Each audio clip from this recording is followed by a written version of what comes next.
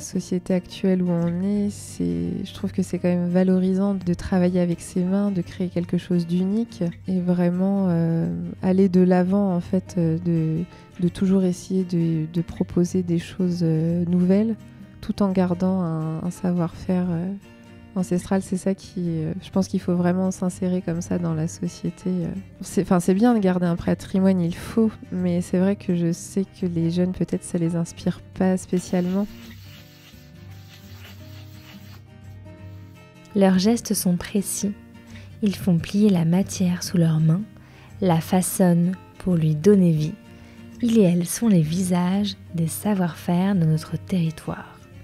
Avec notre podcast, et grâce au soutien de la région Centre-Val de Loire, on leur tend le micro pour qu'ils et elles nous fassent découvrir leur métier.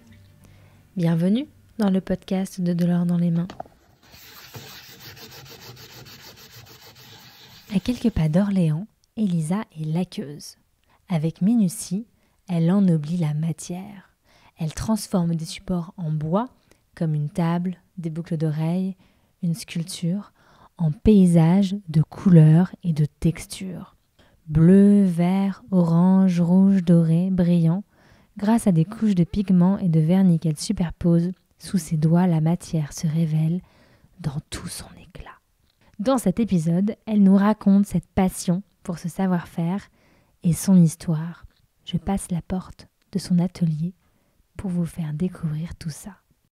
Bonjour Elisa. Bonjour. Vous êtes laqueuse, c'est un métier que je ne connaissais pas, mais c'est très rare comme savoir-faire, non ? Oui, effectivement, c'est un savoir qui est assez rare. En région Centre-Val de Loire, je suis une des seules à pratiquer cette technique. On peut retrouver essentiellement des laqueurs ils sont essentiellement concentrés en fait sur Paris.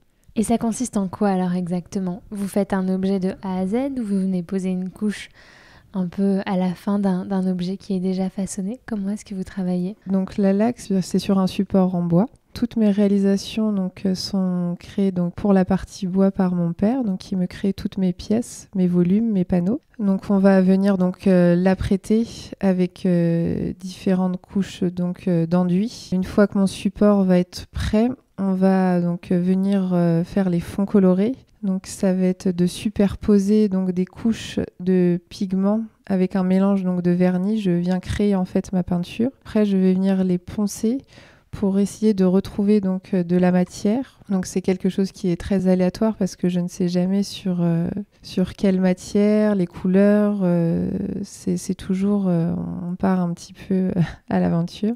Et une fois que mes fonds colorés sont finis, je vais venir vernir mon support pour ensuite créer mes décors. Donc mes décors sont créés à base d'huile, de la peinture à l'huile, avec un mélange de vernis. Donc il va y avoir tout un travail sur le graphisme pour venir vraiment apporter un deuxième plan à mes panneaux. Sur les couleurs aussi. Je vois que vous avez plein de pigments ici et c'est vous qui les fabriquez ? Alors je fabrique mes peintures, oui. Après les pigments, je les achète, mais ce sont vraiment des couleurs que je fabrique. C'est vrai que j'ai toujours, depuis petite, été passionnée par la couleur. J'aime bien dans mes pièces créer vraiment des fonds matiérés, colorés en fait. Quelle jeune fille de 12-13 ans vous étiez ? Alors j'ai toujours aimé travailler avec mes mains, grâce à mes parents en fait qui m'ont toujours initiée au métier manuel. Mes parents ont une école de peinture ici à Bellegarde, donc ils apprennent aux enfants à dessiner, à peindre, à faire de l'aquarelle, à peindre sur de la porcelaine. Donc en fait, petite, j'aimais me créer des univers colorés. Et en fait, je peignais plein de porcelaine. Après, je me faisais en fait des petites collections. Finalement, aujourd'hui, on le retrouve avec ce que je fais en fait en laque, où j'aime bien me créer des univers colorés, des ambiances, des collections. Et ça, en fait, je l'ai vraiment depuis toute petite. En plus, ici, je crois que c'est un peu une entreprise familiale parce que vous travaillez beaucoup avec votre papa qui travaille le bois. C'est vrai que c'est un bel échange. On est complémentaires parce que c'est vrai que je peux lui demander n'importe quel volume. Il est capable de me le créer. Et après, moi, je viens laquer mes pièces. C'est vraiment un travail... ce sont vraiment des pièces uniques du début jusqu'à la fin. Est-ce que c'est un savoir-faire qu'on pratique comme il y a 30 ans, 50 ans ou même un siècle? La technique, le savoir-faire reste la même. Donc en fait, c'est la laque est née en Asie. Mais après, c'est vrai que moi, j'aime bien travailler donc la laque synthétique parce qu'il y a une richesse qu'on n'a pas forcément au niveau coloré, justement, avec la laque végétale. Donc en fait, la laque végétale, donc c'est une laque qui est naturelle. Donc c'est une sève qui est issue d'un arbre. Cette sève est déjà brune en fait quand on l'extrait de l'arbre. Donc quand on la mélange à nos pigments, elle s'oxyde. Donc c'est pour ça qu'on a des couleurs qui sont très foncées. Ça va être des bruns foncés, des noirs, des carmins, des verts très foncés. Donc moi je me retrouve plus dans la laque synthétique où là avec un vernis flatting, donc ce sont des vernis gras européens, où là, avec les pigments, on a des couleurs beaucoup plus intenses. Après, le savoir-faire reste vraiment identique. Mais vous l'appliquez de façon assez contemporaine avec ses couleurs, ses formes. Et je vois aussi d'autres matériaux. Je vois des coquilles d'œufs. L'incrustation de coquilles d'œufs, c'est une technique qui est très ancestrale aussi, mais j'essaye toujours dans mes créations de proposer une vision plus contemporaine pour aussi redécouvrir un métier. La laque, on a souvent ces images où on fait des meubles laqués noirs avec des motifs, des estampes japonaises qui sont très classiques.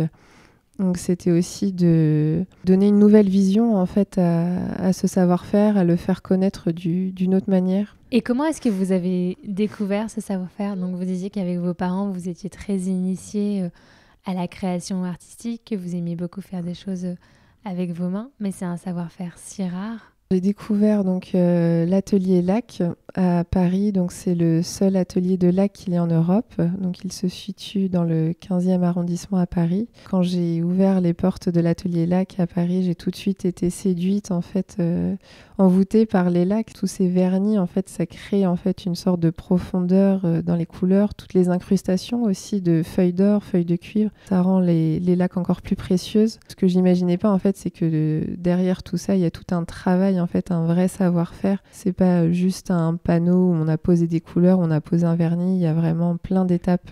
Oui, c'est ça, il y a un vrai travail de la matière en amont. Voilà, c'est ça. Vous êtes à la fois artisane et artiste. Oui. Et vous aviez quel âge quand vous avez découvert l'école de la laque? J'avais 17 ans.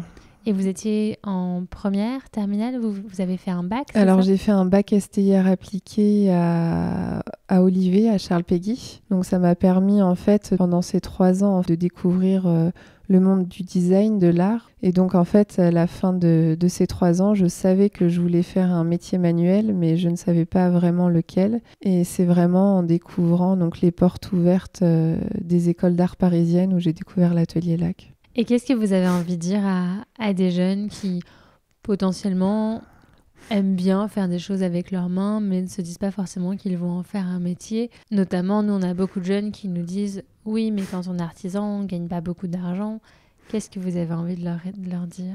Moi, je sais que j'ai été beaucoup soutenue aussi par ma famille. C'est vrai que ça aide pour s'insérer aujourd'hui dans une société où c'est vrai que c'est pas évident d'être artisan et de vivre de sa passion, en fait.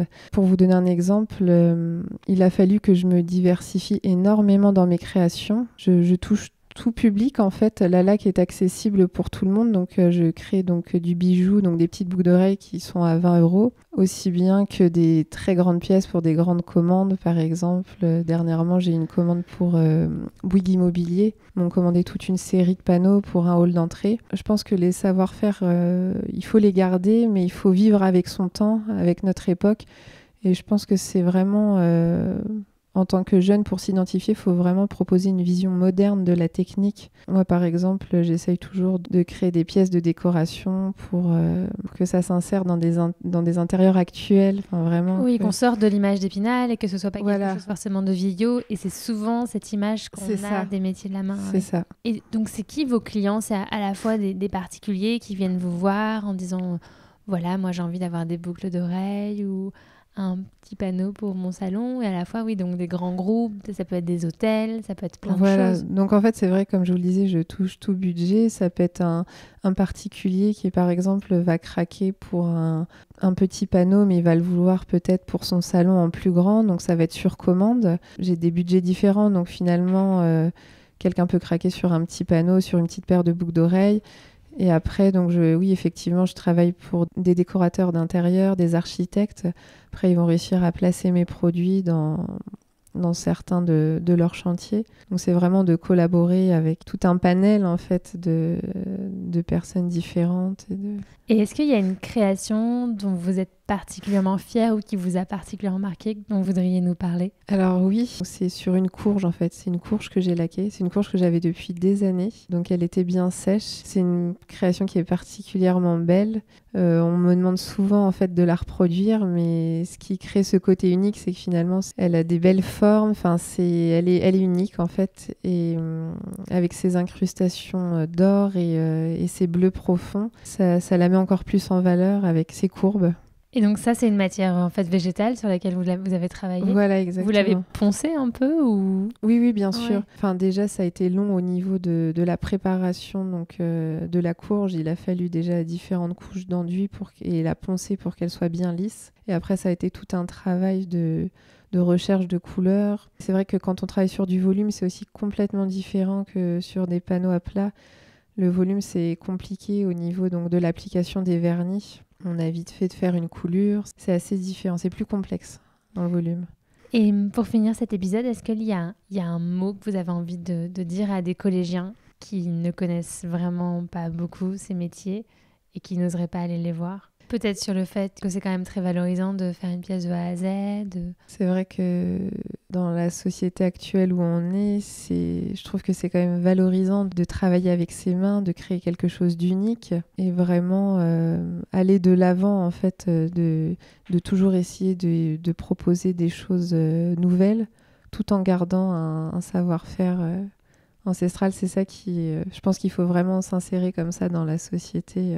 C'est bien de garder un patrimoine, il faut, mais c'est vrai que je sais que les jeunes, peut-être, ça les inspire pas spécialement. Donc je pense on peut l'adapter à ses goûts. Voilà, c'est ça, l'adapter. Et sur la question, je reviens un peu sur la question du salaire, parce que c'est quelque chose qui nous disent beaucoup. Finalement, vous avez quand même une maison, un jardin, des enfants, vous partez en vacances, enfin ça se passe bien. Oui.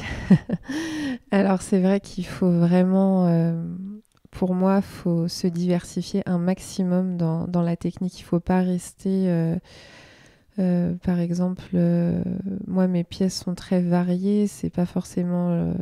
c'est avec du volume, ça peut être à plat, ça peut être du bijou. Enfin, pour moi, il faut vraiment toucher le maximum en fait de personnes.